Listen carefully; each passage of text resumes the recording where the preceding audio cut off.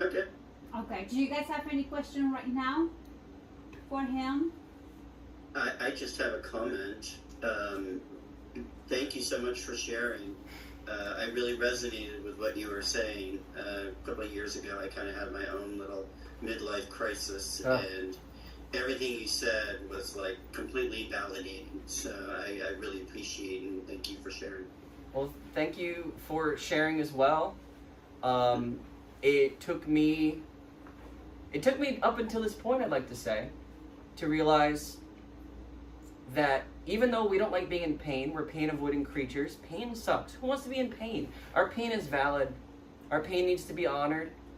And just because it feels like it's not a good place to be and we don't want to be there doesn't mean that maybe in this moment we're meant to be here. And we're also, the most important thing you just pointed out, not alone in it. So, thank you. Yeah. Thank you. So I have a question for you. Yes. So you say it took you pretty much almost until now to realize that, but you're aware of what you went through. You're aware now, but when did it actually kick in for you? Like what? I mean, I know that you talk about your twin flame and that lasted 12 years and everything, but when did the red flags started to like manifest in front of you that you were dealing with something that you shouldn't be involved with? So more important than context clues, we all should be able to pick up on context clues, is our ability to, like, our sensitivity to it. And like my favorite example is the dodo bird.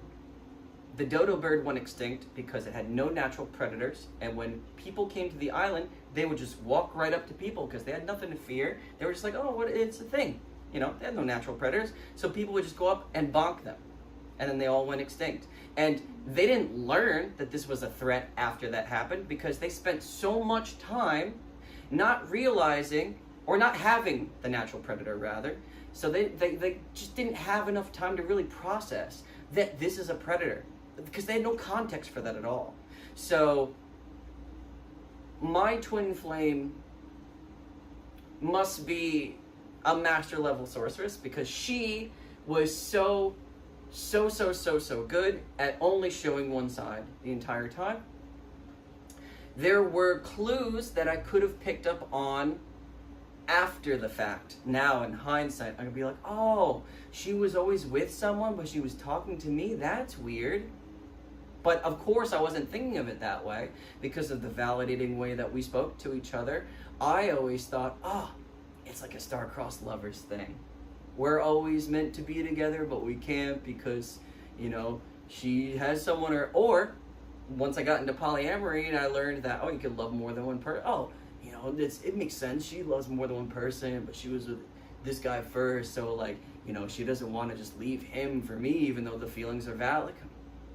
I think that when you don't realize that you're dealing with a narcissist, those context clues don't exist.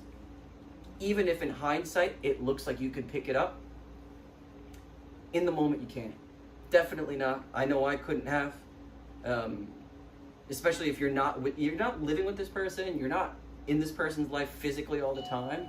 All you're going to be getting from the scenario is what they're willing to show you. So, I learned about all these red flags April, when I got a message basically telling, casting me aside and telling me basically, I think you are doing this, and all these weird accusations, even after spending multiple months, not even just the years, but the recent months of we're going to come out to a show and hang out, and we're gonna get together sometime, and it's gonna happen. Oh, so that means that if I go to a place to read poetry that she sometimes go to, it's been a long time, but it won't be weird, because I've been being fed this message. Says the thing is that if someone, this is the thing I didn't actually let click in my mind. Actions speak louder than words. I was always just buying the words 100% and not letting the actions, because the actions were always this. The actions were always this. And the thing is that when, depending on our childhood wounds, when we think that a starved love is actual love, how do you not convince yourself, oh, this is normal? So I think I had to do a lot of healing, and it actually had to be the other person telling me, I don't want you in my life anymore, for me to realize, oh, this ain't a good person. What happened? Was I asleep the whole time? I think I was. Did you get upset at some point with yourself? So initially, I was just in shock. Kind of like when my mom passed away. I just had a hard time sleeping, eating. It sobered me, which is a good thing. I don't drink or smoke anymore. But 10 days after that, I got a message because I made a video about my pain. Because like I wasn't being hard on myself, but I was definitely like letting myself feel it. I was almost a full year into my shadow work, so just letting myself feel things and not being afraid of like, oh, I can't feel this, or oh, I gotta distract myself. I made a video about it. She saw a clip of it and felt guilty because she left me on red and wanted to basically clear her name.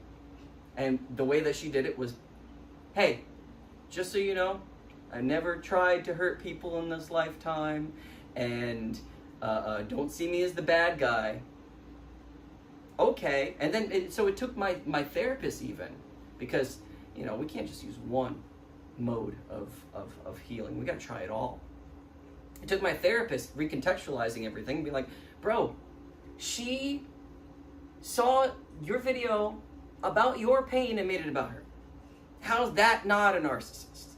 And I was like, no way. Was I in love with a narcissist for 12 years? Really? Wow. So sometimes we need other people to show us what we're not seeing. Maybe we have the blinders up. Maybe we're just so in love with the words that the actions, we're deaf to them. So, any other questions? Yeah, I have a question. Was there like some kind of event or situation that catapulted this? Like, was there like a big thing towards the end, or it was just kind of like you just had slowly realized, and then like did you said you ended it? No, it took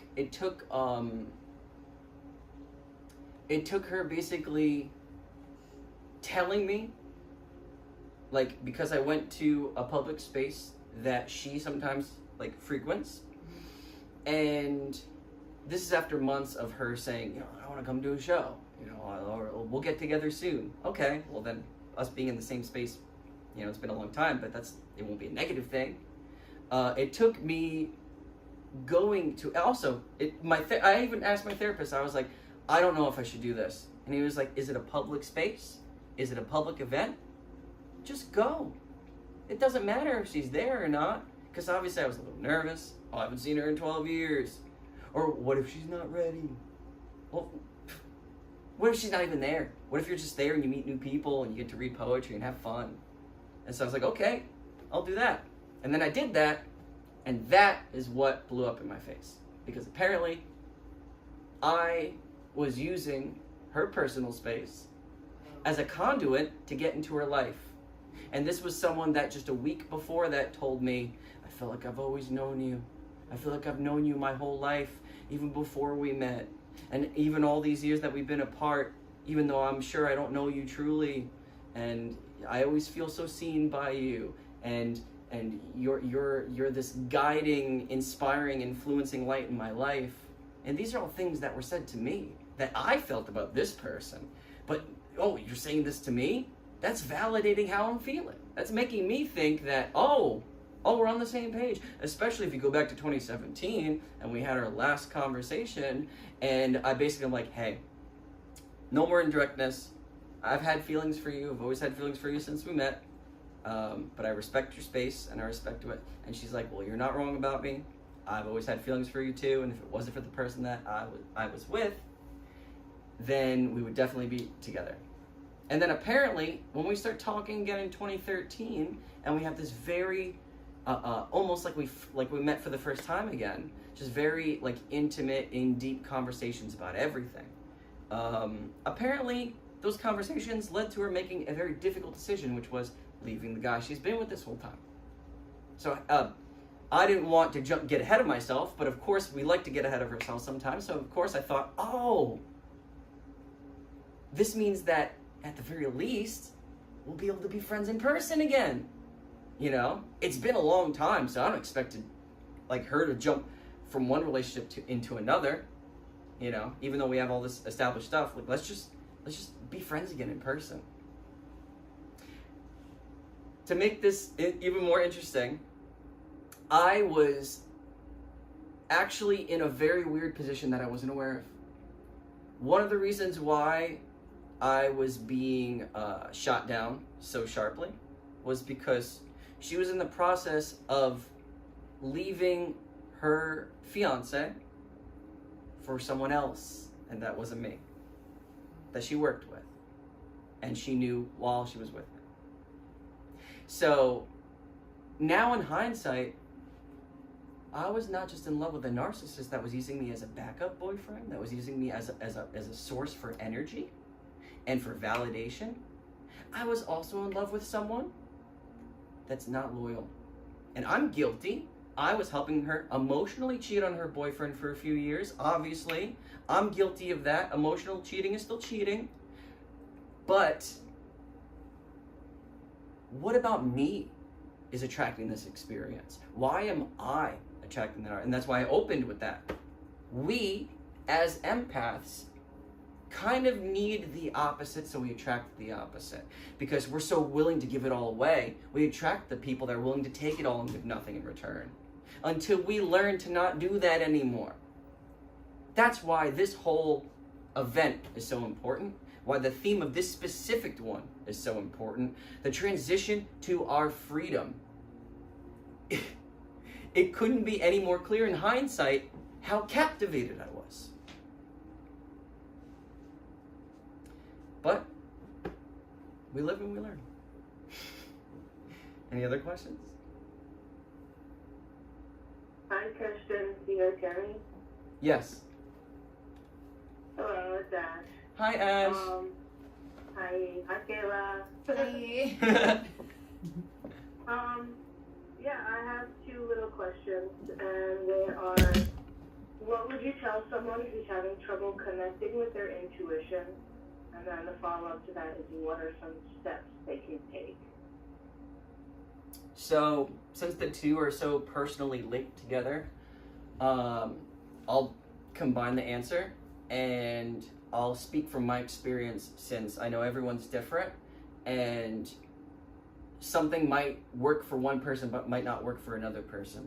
But I know that for me, as a Capricorn, as someone that enjoys the walls, that enjoys no, please don't touch me, stay away, you know, just this weird inability naturally to connect, especially as a man coming from an abused household where I'm being raised to not trust people, to believe that a starved love is love, to believe that abuse is love. What got me in touch with my intuition was my pain. The pain that I've been avoiding feeling because sometimes it's just too much. And for me, when it's too much, everyone's different, I would turn to food. I would turn to a lot of food. I would, especially when I was being physically abused as a child, I would turn to a lot of food. I'm talking about a whole pie of pizza, a whole bag of chips, a whole bowl of ice cream, a whole plate of mozzarella sticks, all in one sitting. Whatever it took. I know that's why I can't knock people that have, a drug addiction, an alcohol addiction. They're doing exactly the same thing that I was doing when I didn't have the strength. But for someone like me that needs their shoulders shaked, that needs reality to rock him in order to wake up. It wasn't until my mom died that I really started looking at things differently. And now this. after 12 years. So, my pain has made my intuition sharper. I think that too, when we go through all these horrible things, whatever they are, losses, abuse, whatever it is, I think when we go through these horrible things, it teaches us something, not just intellectually, but deep in our bodies. And then we're able to, like, almost like just on a vibrational, like a frequency level, know and can feel out like, oh, that's not the kind of person, no. Or like, oh yeah, I want to give more of myself to this kind of person, you know? And when I was really young, I always confused any sort of closeness to something romantic. And now I'm learning that the deepest level of love that you can give is just strictly unconditional. You don't have to get anything in return. In fact, sometimes if you get nothing in return for showing that love, it's even better because it's teaching you that the outcome's not what it's about. It really isn't. Because you might not even see how you have, and I said this a little bit earlier about how like my brother or my father or other people that really just I had a negative relationship with would reach out to me and say, thank you for being here. Thank you for spending time with me. You know, sometimes we do get to see it. And that's a little bit of that validation. But I think the validation comes from within us. And I think that if we want to sharpen our intuitions, we need to lean deeper into ourselves. Because it's all there. There's definitely different people that we could meet. I think this community is beautiful. I think everyone in this room is beautiful and has something very different that could teach me something. And as a community, we can definitely pull different aspects of like that we didn't even know that were there inside of us out. Like maybe this interaction between you and me, Ash, maybe that's helping you kind of reframe things in a different way. And you've helped me reframe things. I know that for me. But nobody would be able to help you if it wasn't already inside of you to begin with. So it is hard. And maybe it gets easier, but it's always going to be hard. In fact, maybe it'll just look easier to other people, but it'll always feel just as hard as it's ever been. Like, my healing has, like, I know some people that are like, oh my God, you're completely different. But, like, I don't feel different. I don't look different to me. So I think that, like, I think we just got to learn to trust ourselves a little more. I'm trying to just trust myself more and stop second guessing myself. Stop feeling like I need other people to tell me that I'm worth anything. And that's why I was so stuck in this twin flame connection. That why I was in love with the breadcrumbs that I was getting, because that's all I thought I was worth. But we were worth so much more than that. And I'm saying this to myself, I am so much worth, wow, I'm worth so much more than that. I hope that answers your question. Yeah, thank you. Thank you. Yeah. Anything Christian, I got another question for you. Yes. Based off of that, you talked earlier a little bit about your music and the creativity. You know, when Ash had asked her question, it made me think that, you know, it's kind of been, as a kid, my father was a strong empath, and he had the ability to kind of foresee the future a little bit, you know, like snippets. Wow. And I inherited that from my father. But when I went to school and I determined that I was like, I'm going to go to school, I'm going to do this, I felt like I lost a lot of that. And after COVID, I was really sick from COVID for a long time. And after that, I felt the need to be creative. And for me, creativity is writing. So as Sonia said, I write fiction novels. And when I sat down and started to write, I felt like I was shoveling a pile of shit off of me that I had put on to be a conformist, to fit into society. Yes. And I find that as long as I keep that creativity going, I'm nurturing and causing the intuition to grow. Long-winded question. You talked about your music. Do you find that your music is the conduit to help you to grow? 5,000%. And the only reason why I say that is because every time I perform, I feel my mother with me. Every time I perform, I feel happy. There's a joy in me that lights up. I've had people that I perform with tell me the same thing. They see it. And, you know, it as much more in tune with myself as I am now in my day-to-day life. It still comes out without me trying when it comes to music, as a performer, as a writer, whatever it is.